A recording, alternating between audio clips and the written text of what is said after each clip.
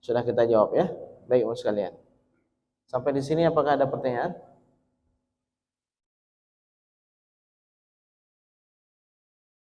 Ada pertanyaan? Kita masuk ke dalam bab rujuk.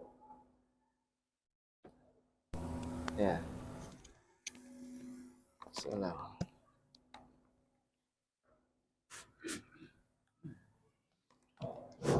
Assalamualaikum warahmatullahi wabarakatuh. Waalaikumsalam Terima kasih Ustaz atas kesempatannya. Saya ingin menanyakan pada surat Al-Baqarah ayat ketiga. Di sana, alladzina yu'minuna bil ghaibi wa yuqimuna sholata wa mimma razaqnahum yunfiqun. Bahasa gaib di sini, gaib yang seperti apa Ustaz? Rukun iman juga gaib. Penciptaan iblis juga gaib. Jadi yang disuruh beriman ini gaib yang bagaimana Ustaz? Terima kasih. Ya. Baik. Ada lagi Mas sekalian?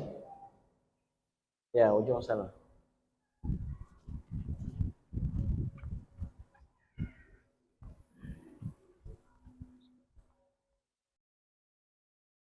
Assalamualaikum warahmatullahi wabarakatuh, Ustaz. Izin Waalaikumsalam. bertanya terkait dengan permasalahan keluarga tadi, Ustaz ya. Ya, besar sedikit, dekat sedikit ya. Bertanya tentang permasalahan keluarga tadi, Ustaz ya.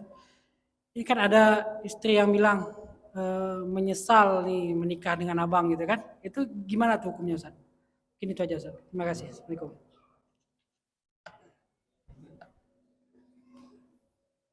Ya. Ada lagi Mas sekalian? Ya. Oke, baik.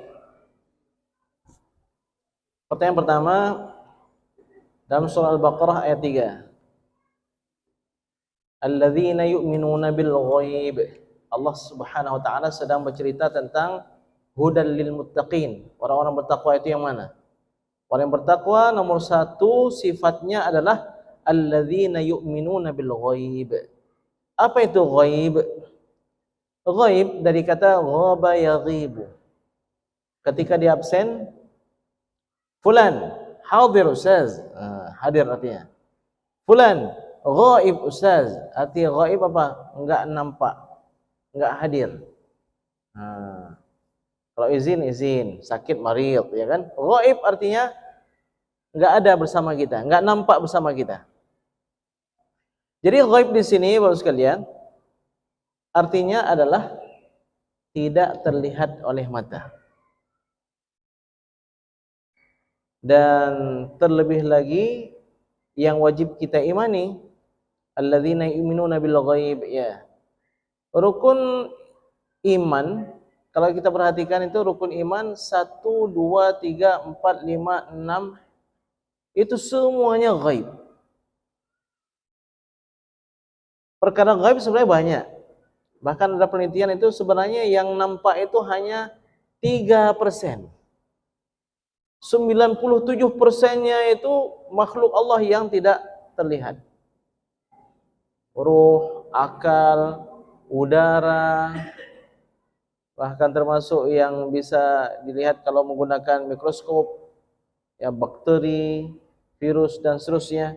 Jadi perkara ghaib itu sebenarnya lebih banyak daripada perkara yang nyata bisa dilihat oleh mata, bisa dijangkau dengan panca indera. Jadi tentang penciptaan bumi bagaimana, penciptaan langit bagaimana.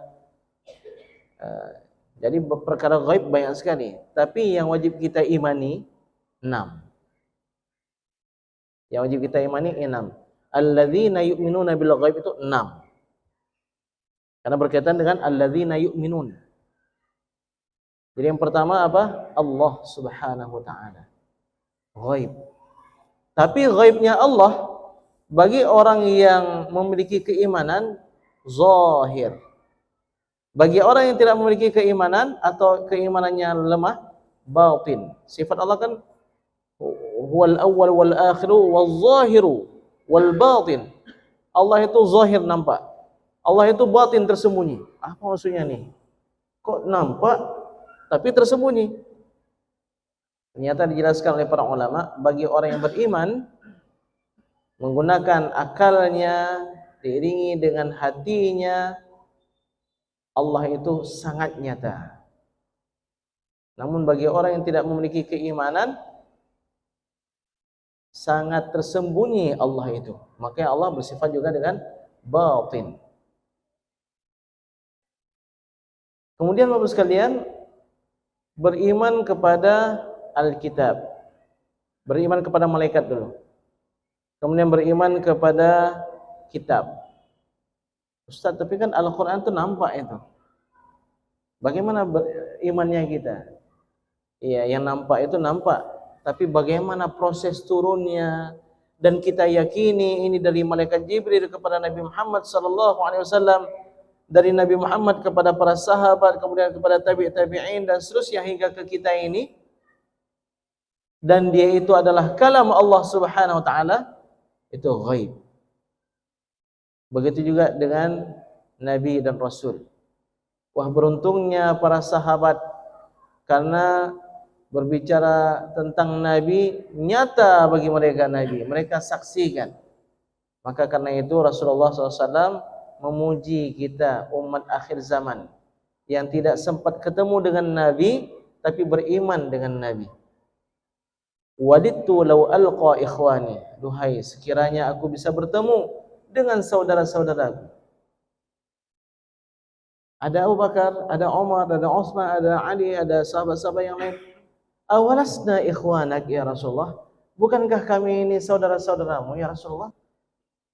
La, tidak. Antum ashabi. Kalian itu adalah sahabat-sahabatku. Ikhwani, saudara-saudaraku adalah qaumun ya'tuna min ba'di. Saudara-saudaraku adalah mereka yang datang setelah aku, tidak pernah melihat aku tapi mereka beriman kepadaku. Bayangkan Bapak sekalian, Nabi membanggakan kita di hadapan Abu Bakar, di hadapan Umar, di hadapan Utsman, di hadapan Ali dan seterusnya. Begitu juga dengan hari akhir, penuh dengan hal yang gaib. Begitu juga dengan qadar, ya, yang baik maupun yang buruk. Qada dan qadar itu berasal dari Allah Subhanahu wa taala, juga kita imani. Jadi iman berkaitan dengan ghaib. Tidak dikatakan iman dengan perkara yang nyata.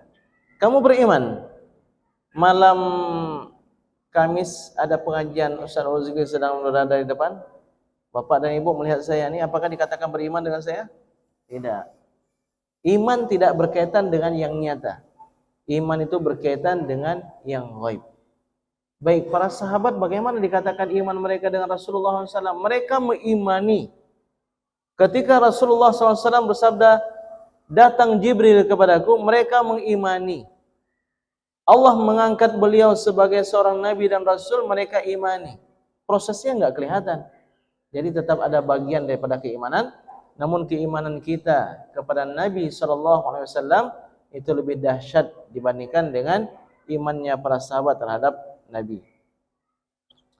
Lalu yang kedua pertanyaannya, ucapan istri kepada suaminya, menyesal menikah sama abang. Saya menyesal menikah sama abang.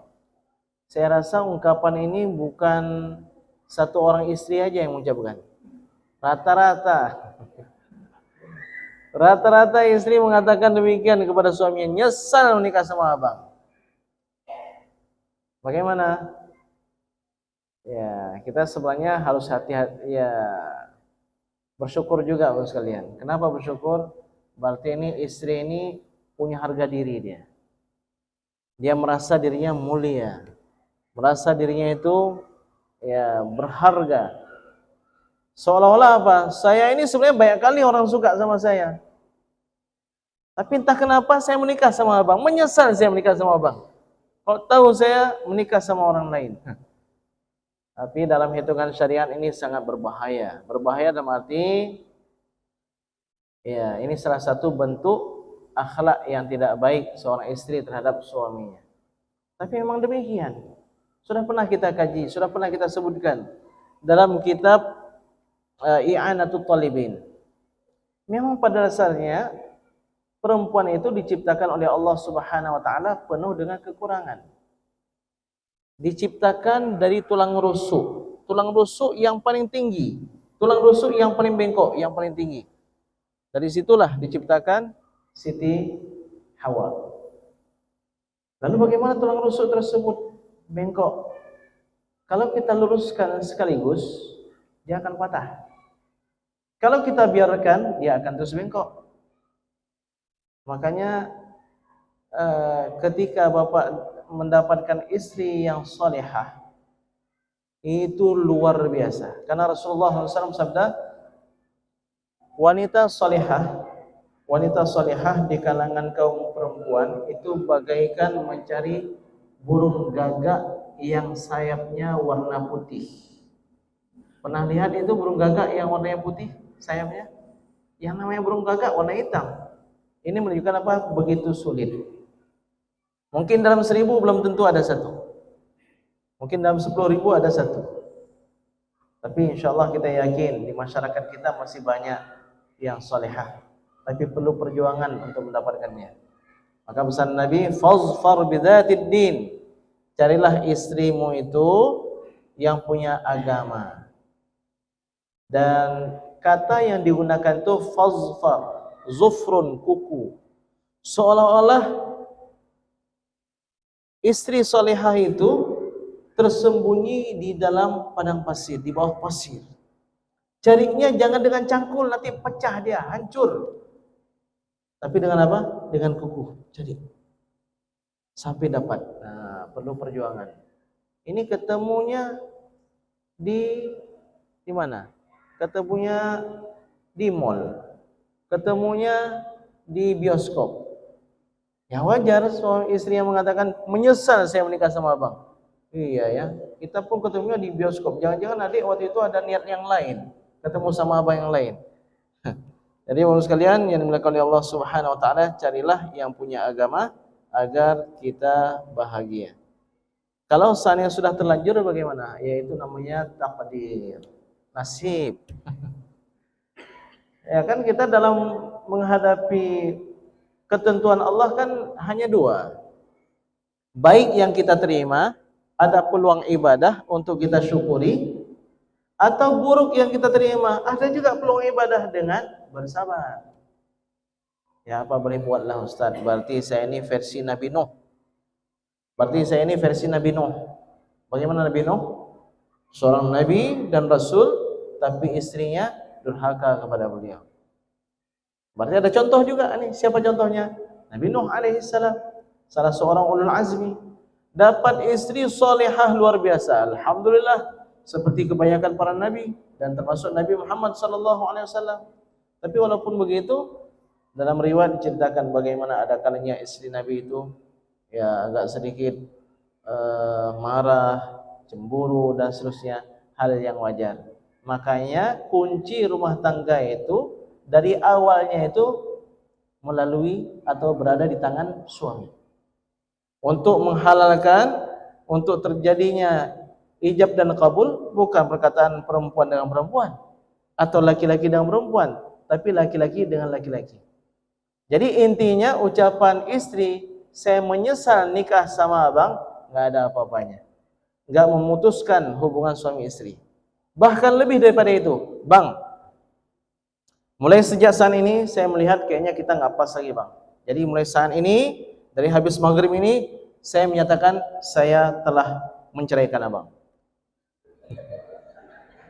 Ya, nggak akan terjadi, nggak akan dihitung.